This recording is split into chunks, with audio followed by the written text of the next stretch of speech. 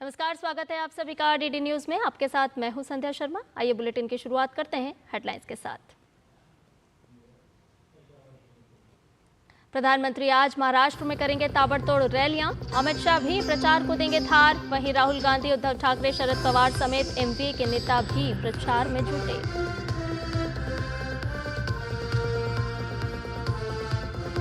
झारखंड में दूसरे चरण के लिए धुआंधार प्रचार जारी। जेपी नड्डा, हेमंत सोरेन अपनी अपनी पार्टी उम्मीदवार के पक्ष में मांगेंगे वोट। कल पहले चरण के लिए होगा मतदान।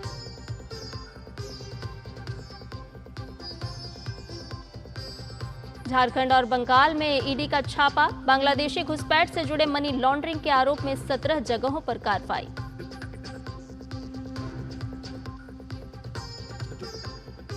प्रयागराज में छात्रों की पीसीएस और आरओ-एआरओ परीक्षा एक ही दिन कराने की मांग। डिप्टी सीएम केशव प्रसाद मौर्य का अधिकारियों को शीघ्र समाधान निकालने का निर्देश।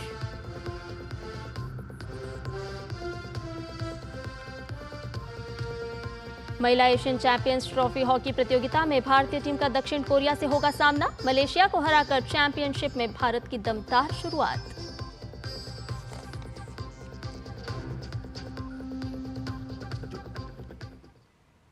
और आइए अब खबरों को जानते हैं विस्तार से। महाराष्ट्र में विधानसभा चुनाव के लिए प्रचार चरम पर है।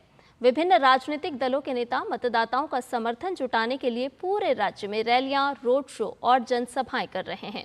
चुनाव को लेकर जैसे जैसे वोटिंग की तारीख नजदीक आ रही है, वैसे वैसे राज्य में विधानसभा चुनाव को लेकर सरगर्मियां तेज हो गई हैं।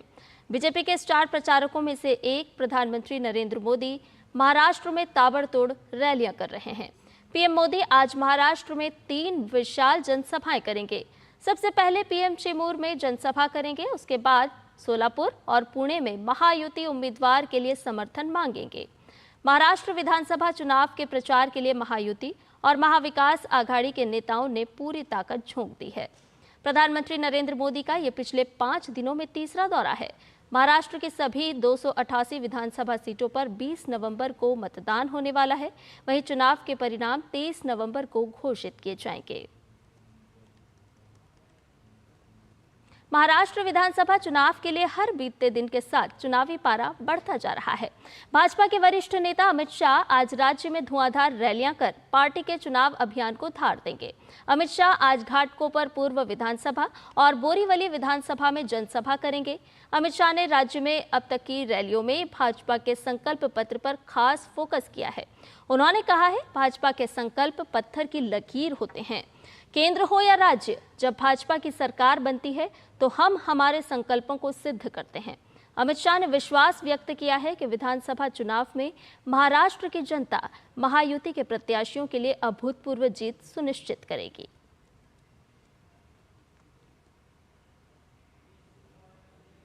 महाराष्ट्र में विधानसभा चुनाव के लिए प्रचार का काम जोरों पर है। महायुति और महाविकास आघाड़ी दोनों गठबंधन अपनी अपनी जीत के दावे कर रहे हैं। दोनों गठबंधनों की तरफ से चुनावी घोषणा पत्र सामने आने के बाद दिग्गज नेताओं ने प्रचार में पूरी ताकत झोंक दी है। राहुल गांधी, उद्धव ठाकरे, शरद पवार समेत एमवीए के तमाम नेता राज्य में जारी प्रचार को धार देंगे। कांग्रेस नेता राहुल गांधी चिखली, बुल्डाना में खामगांव के उम्मीदवार राणा दिलीप कुमार सानंदा के साथ संयुक्त रैली करेंगे। इसके बाद वो गोंदिया में जनसभा को संबोधित करेंगे। महाराष्ट्र में विधानसभा चुनाव के लिए 20 नवंबर को मतदान होना है। 23 नवंबर को परिणाम घोषित किए जाएंगे। 2019 के महाराष्ट्र विधानसभा चुनाव की बात की जाए तो भाजपा ने 105 सीटें जीती थी। शिवसेना को 56 और कांग्रेस के खाते में 44 सीटें आई थी। झारखंड में दूसरे चरण के चुनाव के लिए राजनीतिक दल प्रचार में जुटे हुए हैं। सत्ता और विपक्षी दलों के नेता वोटर्स को लुभाने की हर कोशिश कर रहे हैं। भारतीय जनता पार्टी भी कोई कसर छोड़ना नहीं चाहती। केंद्रीय गृह मंत्री और भाजपा के वरिष्ठ नेता अमित शाह आज झरिया विधानसभा और बाघमारा विधानसभा में रैली करेंगे। वहीं भाजपा के राष्ट्रीय अध्यक्ष जेपी नड्डा आज बगोदर और जमुआ विधानसभा में रैली करेंगे। केंद्रीय कृषि मंत्री और झारखंड के चुनाव प्रभारी शिवराज सिंह चौहान सिंदरी, टुंडी और गिरिडीह जिला के कोवाड़ हटिया मैदान में जनसभा करेंगे। असम के मुख्यमंत्री व चुनाव सह प्रभारी हेमंत बिस्वा शर्मा खिजरी विधानसभा में आयोजित जनसभा को संबोधित करेंगे। प्रदेश अध्यक्ष और पूर्व मुख्यमंत्री बाबूलाल मरांडी बरहेट और जमुआ विधानसभा में जनसभा को संबोधित करेंगे। भाजपा नेता मिथुन चक्रवर्ती निरसा विधानसभा में चुनावी रैली करेंगे। इसके अलावा झारखंड मुक्ति मोर्चा के वरिष्ठ नेता और मुख्यमंत्री हेमंत सोरेन भी पार्टी के पक्ष में वोट मांगने के लिए जनसभाएं कर रहे हैं। झारखंड के चुनावी रण में दोनों ओर के दिग्गज नेताओं की धुआंधार रैलियों ने राज्य की सियासी तपिश को बढ़ा दिया है। सियासी दलों का एक दूसरे पर आरोप प्रत्यारोप का दौर भी जारी है। इसके अलावा झारखंड में पहले चरण के चुनावी महासंग्राम में प्रचार वार की बहार है। राष्ट्रीय से लेकर स्थानीय मुद्दे छाए, दावे वादे और आरोप प्रत्यारोप की बौछार रही। जनता ने सबको देखा और सुना भी। अब 13 नवंबर यानी कि कल उनके मन में क्या है ये ईवीएम में दर्ज हो जाएगा। जनता को अपने पक्ष में करने के लिए एनडीए और इंडी के स्टार प्रचारकों ने झारखंड में तूफानी दौरा किया ताकि पहले चरण का चुनावी रण अपने पाले में किया जा सके। बांग्लादेशियों की घुसपैठ और महिलाओं की तस्करी का रैकेट चलाकर अवैध तरीके से कमाई और मनी लॉन्ड्रिंग के मामले में प्रवर्तन निदेशालय ने झारखंड और पश्चिम बंगाल में 17 ठिकानों पर एक साथ रेड शुरू की है। ईडी की टीमें रांची के बरियातू स्थित होटल स्काईलाइन, आश्वी डायग्नोस्टिक के अलावा कई ठिकानों पर सर्च ऑपरेशन चला रही है। झारखंड में रांची और पाकुड़ और पश्चिम बंगाल के 24 परगना और कोलकाता में ईडी छापेमारी कर रही है। प्रवर्तन निदेशालय की टीम ने पाकुड़ जिला मुख्यालय के जंगली पीर मजार यानी आदर्श नगर के निकट अल्ताफ शेख के घर पर छापेमारी की। भारी सुरक्षा इंतजामों के बीच ईडी के अधिकारी पहुंचे और अल्ताफ शेख के घर पर छापेमारी शुरू की। ईडी के अधिकारी अल्ताफ के घर कागजातों को खंगाल रही है। ईडी ने बांग्लादेश से लोगों के संदिग्ध अवैध प्रवेश से जुड़ी मनी लॉन्ड्रिंग मामले में पश्चिम बंगाल के उत्तर 24 परगना जिले के कई स्थानों पर छापेमारी की। इसके साथ ही बोनगांव, हावड़ा, न्यू बैरकपुर और बैरकपुर में 2 जगहों पर ईडी की छापेमारी चल रही है। बोनगांव के पूरबपारा में टैक्सी ड्राइवर पिंटू हल्दर के घर पर ईडी ने छापेमारी की है। पिंटू पर सोना, क्रिकेट, सट्टा और अन्य माध्यमों से पैसों के लेन देन का आरोप है। पेट्रापोल में ईडी ने करेंसी एक्सचेंज कारोबारी याकूब शेख की दुकान और घर में छापेमारी की है। ईडी ने हावड़ा स्थित कपड़ा व्यवसायी पार्थ साहा के घर पर छापेमारी की है। ईडी की छापेमारी बोर्डघर, न्यू बैरकपुर में एक रेस्तरां और बैरकपुर नगर पालिका के ठेकेदार और दवा व्यवसायी रानी मंडल के घर पर भी चल रही है। इधर उत्तरी कश्मीर के नागमर्ग वन क्षेत्र में आज सुबह सुरक्षा बलों और आतंकवादियों के बीच मुठभेड़ शुरू हुई। अधिकारियों के मुताबिक मुठभेड़ तब शुरू हुई जब संयुक्त सुरक्षा टीमों ने जंगल में तलाशी अभियान शुरू किया। ऑपरेशन के दौरान आतंकवादियों ने आगे बढ़ रहे सुरक्षा कर्मियों पर अंधाधुंध फायरिंग की, जिसके बाद सुरक्षा बलों ने त्वरित जवाबी कार्रवाई की। सेना द्वारा क्षेत्र में रुक रुक कर गोलीबारी जारी है। बांदीपोरा, कुपवाड़ा और सोपोर में इसी तरह की घटनाओं के बाद हाल ही में उत्तरी कश्मीर में ये 5वीं मुठभेड़ है।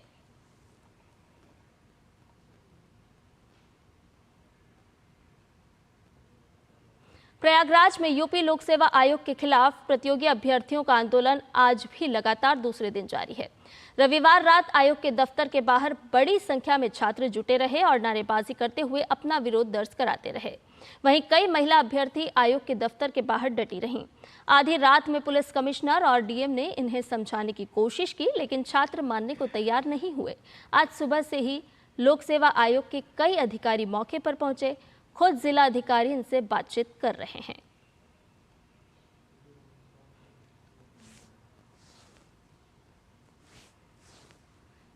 वहीं उत्तर प्रदेश लोक सेवा आयोग ने परीक्षाओं की शुचिता और अभ्यर्थियों की सुविधा को अपनी प्राथमिकता बताया है। आयोग के प्रवक्ता ने कहा कि छात्रों के भविष्य को संरक्षित करने के उद्देश्य से परीक्षाएं केवल उन केंद्रों पर कराई जा रही है जहां किसी प्रकार की कोई गड़बड़ी की कोई गुंजाइश नहीं है। अभी एक नया सुप्रीम कोर्ट की गाइडलाइन आई है के द्वारा कि जब भी कोई नोटिफिकेशन आएगा उस नोटिफिकेशन को उसी आधार पर, उसी मानक पर पूरी प्रक्रिया की जाएगी। उसी जो आधार जो उस नोटिफिकेशन में लिखी है उसमें कहीं भी कोई भी परिवर्तन नहीं किया जा सकता। फिर ये कमीशन क्यों विरोध करते हैं? क्या इससे पहले आयोग की परीक्षाएं नहीं होती थी? तो यूपीएससी को लेकर के छात्र जो हैं वो गड़बड़ियों की कोई संभावना नहीं है, ये बात कही जा रही है उत्तर प्रदेश की तरफ से, सरकार की तरफ से, जिम्मेदारों की तरफ से। और छात्र जो है दूसरी तरफ से धरना कर रहे हैं, प्रदर्शन कर रहे हैं, उन्हें समझाइश दी जा रही है। और इसमें आयोग का कहना है कि सरकार और आयोग की मंशा छात्र हितों को संरक्षित करना और मेरिट के आधार पर चयन सुनिश्चित करना है। वहीं प्रसामान्यकरण की व्यवस्था को लेकर आयोग ने भी कहा है कि नई नहीं है और देश के विभिन्न प्रतिष्ठित भर्ती निकायों, आयोगों आदि में नॉर्मलाइजेशन की प्रक्रिया अपनाई जाती है।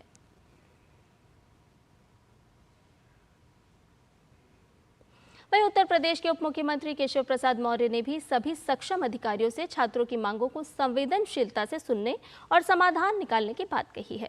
उन्होंने ये सुनिश्चित करने के लिए कहा है कि छात्रों का कीमती समय आंदोलन में नहीं बल्कि उनकी तैयारी में लगे। वहीं उन्होंने न्यायालय में लंबित मामलों का भी शीघ्र समाधान निकालने का आग्रह किया है, जिससे छात्रों का भविष्य अंधकार में न रहे।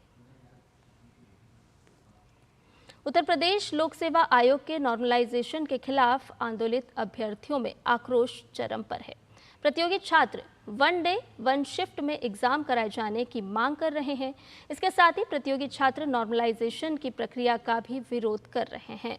प्रतियोगी छात्रों का आरोप है कि आयोग 41 जिलों में पीसीएस प्री 2024 आयोजित कर रहा है, जबकि इसे प्रदेश के सभी 75 जिलों में आयोजित किया जाना चाहिए ताकि एक दिन में एक शिफ्ट में परीक्षा कराई जा सके।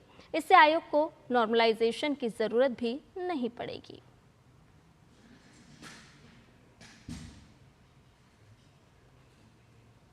इधर एनटीए की कार्यप्रणाली में सुधार लाने और इसे और मजबूत करने के लिए डॉक्टर के राधाकृष्णन की अध्यक्षता में बनी उच्च स्तरीय कमेटी ने हाल ही में अपनी रिपोर्ट केंद्र सरकार को सौंप दी है। कमेटी ने एनटीए द्वारा आयोजित होने वाली प्रवेश परीक्षाओं में गड़बड़ियों को रोकने और इन परीक्षाओं को फुल प्रूफ बनाने से जुड़े कई सुझाव दिए हैं। केंद्रीय शिक्षा मंत्री धर्मेंद्र प्रधान ने आज ये जानकारी देते हुए बताया कि अगले जनवरी महीने से आयोजित होने वाली सभी प्रवेश परीक्षाओं में समिति की सिफारिशों को लागू किया जाएगा। उन्होंने सभी राज्यों से भी अपील की है कि प्रवेश परीक्षाओं को जीरो एरर के साथ कराने के लिए वो इन सिफारिशों को अपने राज्यों में लागू करें।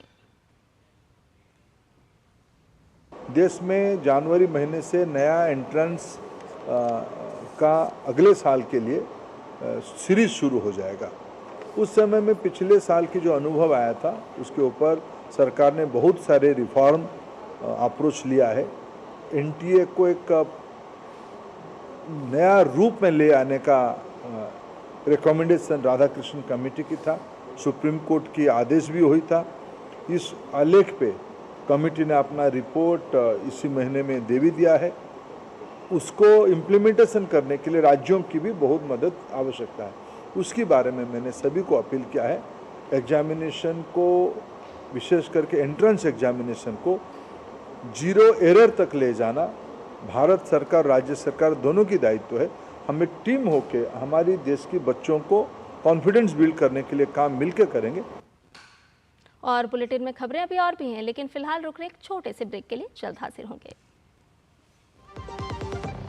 खुद को पैम्पर करिए MDH बादाम रोगन के साथ, जो आपको संवारे, निखारे और नरिश करे। चमके चमके हाँ, दमके दमके त्वचा में समाए, हाइड्रेट करे, हर उम्र की त्वचा का पोषण करे। You deserve the purity.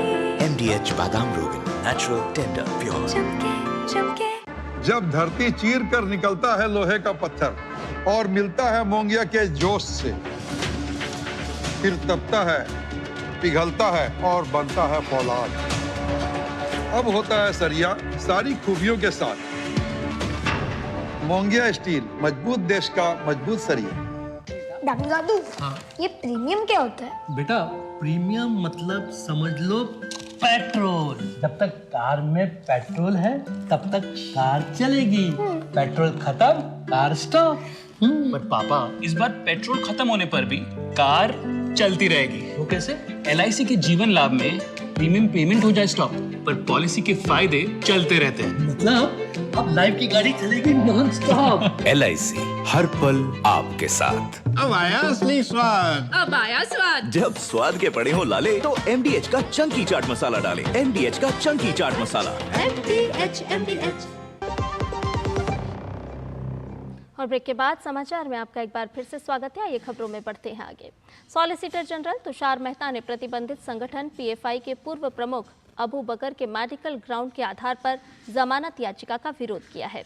उन्होंने कहा कि अबू बकर का एम्स में पहले ही इलाज चलते रहने के कारण ट्रायल कोर्ट के ऑर्डर पर 40 बार एम्स में इलाज के लिए उन्हें ले जाया गया है। इसके चलते एसजी ने अबू बकर की जमानत पर सवाल उठाया है। अबू बकर के वकील ने कहा कि वो कैंसर और पार्किंसन से पीड़ित हैं, उन्हें घंटों अस्पताल में बिताना पड़ते हैं, ऐसे में मेडिकल ग्राउंड पर जमानत दी जा सकती है। वहीं कोर्ट ने कहा कि फिलहाल अबू बकर कुछ दिन एम्स में अपना इलाज जारी रखें। एम्स निदेशक की रिपोर्ट से ये साफ हो पाएगा कि क्या मौजूदा चिकित्सा व्यवस्था पर्याप्त है या नहीं। सॉलिसिटर जनरल तुषार मेहता ने अबू बकर के रवैये को असहयोगात्मक बताया। इस पर कोर्ट ने कहा कि भविष्य में अगर अबू बकर ट्रायल में सहयोग नहीं देता है तो कोर्ट याचिका को खारिज भी कर सकता है।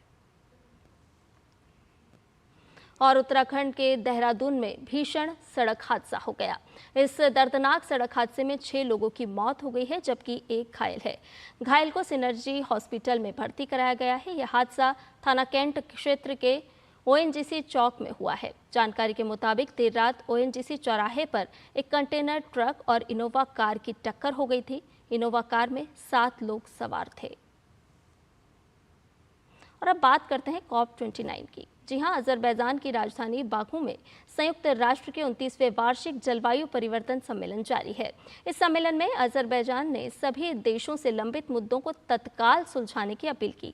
2 सप्ताह के जलवायु शिखर सम्मेलन में सोमवार को देशों ने कार्बन क्रेडिट गुणवत्ता मानकों को आगे बढ़ाया, जो ग्रीन हाउस गैस उत्सर्जन को कम करने वाली परियोजनाओं को वित्त पोषित करेगा। वहीं पेरिस समझौते के अनुच्छेद 6.4 पर समझौता संयुक्त राष्ट्र समर्थित वैश्विक कार्बन बाजार को अगले साल तक शुरू करने की अनुमति दे सकता है, जिसे बनने में कई साल लग गए हैं। जलवायु परिवर्तन को संबोधित करने के वैश्विक प्रयासों में भाग लेने के लिए अमेरिकी कंपनियों के लिए बाजार एक मार्ग हो सकता है। भले ही ट्रंप पेरिस समझौते को छोड़ दें, यदि ऐसा हुआ तो अमेरिकी कंपनियां अभी भी अपने स्वैच्छिक जलवायु लक्ष्यों को पूरा करने के लिए संयुक्त राष्ट्र समर्थित बाजार से क्रेडिट खरीद सकती है। भारत सहित सम्मेलन में 200 से ज्यादा देशों के प्रतिनिधि भाग ले रहे हैं और वैश्विक स्तर पर तापमान में बढ़ोतरी को सीमित करने के लिए पेरिस समझौते को आगे बढ़ाने पर एक साथ मिलकर मंथन कर रहे हैं। अमेरिका के नवनिर्वाचित राष्ट्रपति डोनाल्ड ट्रंप ने माइक वॉल्ट्ज को अपना राष्ट्रीय सुरक्षा सलाहकार नियुक्त किया है। सूत्रों के अनुसार फ्लोरिडा के रिपब्लिकन वॉल्ट्ज को एनएसए के लिए नियुक्त किया गया है। एनएसए की भूमिका में वॉल्ट्ज को कई भू राजनीतिक संघर्षों से निपटना होगा, जिसमें यूक्रेन, रूस और इजराइल हमास युद्ध शामिल हैं। फ्लोरिडा के रिपब्लिकन सांसद वॉल्ट्ज तालिबान से लोहा ले चुके हैं। साथ ही माइक वॉल्ट्ज चीन के कट्टर आलोचक रह चुके हैं। अमेरिकी चुनाव में राष्ट्रपति पद पर निर्वाचित होने वाले डोनाल्ड ट्रंप राजनीतिक सलाहकार स्टीफन मिलर को अपने नए प्रशासन में नीति मामलों का उप प्रमुख नियुक्त किया है। राष्ट्रपति के तौर पर ट्रंप के पहले कार्यकाल में मिलर वरिष्ठ सलाहकार थे और उनके कई नीतिगत निर्णयों में उनकी प्रमुख भूमिका रही है। मिलर ने इमिग्रेशन पर ट्रंप के कई भाषणों और योजनाओं को तैयार करने में मदद की है। नियुक्ति की पुष्टि करते हुए उपराष्ट्रपति पद के लिए चुने गए जेडी वेंस ने सोमवार को मिलर को एक्स पर बधाई संदेश पोस्ट किया और कहा कि ये राष्ट्रपति द्वारा एक और शानदार चयन है। नवनिर्वाचित राष्ट्रपति डोनाल्ड ट्रंप ने एलिस स्टेफनिक को संयुक्त राष्ट्र में अमेरिकी स्थायी प्रतिनिधि के रूप में कैबिनेट स्तर का पद देने की घोषणा की है। सूची वेल्स के बाद एलिस स्टेफनिक ट्रंप के मंत्रिमंडल के लिए नामांकित होने वाले दूसरे व्यक्ति हैं। स्टेफनिक के पद को सीनेट द्वारा अनुमोदित किया जाना है, जबकि स्टाफ के प्रमुख को इसकी आवश्यकता नहीं है। इससे पहले स्टेफनिक ने गाजा युद्ध के दौरान इजराइल की आलोचना के कारण संयुक्त राष्ट्र पर यहूदी विरोधी भावना का आरोप लगाया था। इधर राष्ट्रपति चुनाव के बाद अब श्रीलंका आम चुनाव के लिए तैयार है। श्रीलंका में संसदीय चुनाव के लिए सोमवार मध्य रात्रि को प्रचार थम गया है। श्रीलंका में गुरुवार यानी कि 14 नवंबर को मतदान होगा। गुरुवार सुबह 7 बजे से शाम 4 बजे के बीच 13,400 से ज़्यादा मतदान केंद्रों पर ये मतदान किया जाएगा, जहां 1,70,00,000 से अधिक मतदाता अपने मताधिकार का प्रयोग करेंगे। 22 चुनावी जिलों से 196 सीट और 29 राष्ट्रीय सूची की सीट से कुल 8800 से ज्यादा उम्मीदवार मैदान में हैं। चुनाव आयोग ने कहा है कि पूरे द्वीप में चुनाव प्रक्रिया के लिए 75,000 से अधिक पुलिस कर्मियों को तैनात किया गया है। चुनावों से राष्ट्रपति दिसानायके के नेतृत्व में देश के राजनीतिक भविष्य की दिशा तय होने की उम्मीद है। गौरतलब है कि श्रीलंका ने इस साल सितंबर में एनपीपी उम्मीदवार अनुरा कुमारा दिसानायके को राष्ट्रपति चुना था। पदभार संभालने के कुछ दिनों बाद ही दिसानायके ने संसद को भंग कर दिया, जिससे समय से पहले देश में आम चुनाव हो रहे हैं। बात बांग्लादेश की करते हैं। बांग्लादेश में अंतरिम सरकार में नए सलाहकारों की नियुक्ति से विरोध प्रदर्शन शुरू हो गया है। सोमवार को पूरे देश में लोगों के विभिन्न वर्गों ने नए सलाहकारों की पिछली सरकार के दौरान निभाई गई भूमिका पर सवाल उठाया। गौरतलब है कि प्रोफेसर मोहम्मद यूनुस के नेतृत्व वाली अंतरिम सरकार ने शनिवार को व्यवसायी शेख बशीर उद्दीन, फिल्म निर्माता मुस्तफा सरोवर फारूकी और मुख्य सलाहकार के विशेष सहायक महफूज आलम को सलाहकार नियुक्त किया था। इधर बिहार के राजगीर में खेली जा रही महिला Asian champions trophy hockey tournament में भारतीय टीम ने जीत के साथ दमदार शुरुआत की है।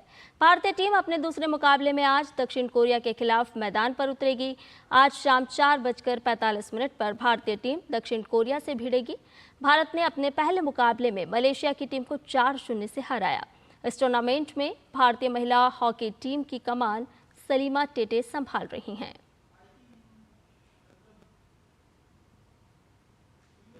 भारत सरकार के खेल मंत्रालय ने भारत की ब्लाइंड क्रिकेट टीम को पाकिस्तान में होने वाले T20 वर्ल्ड कप में खेलने के लिए एनओसी दे दी है।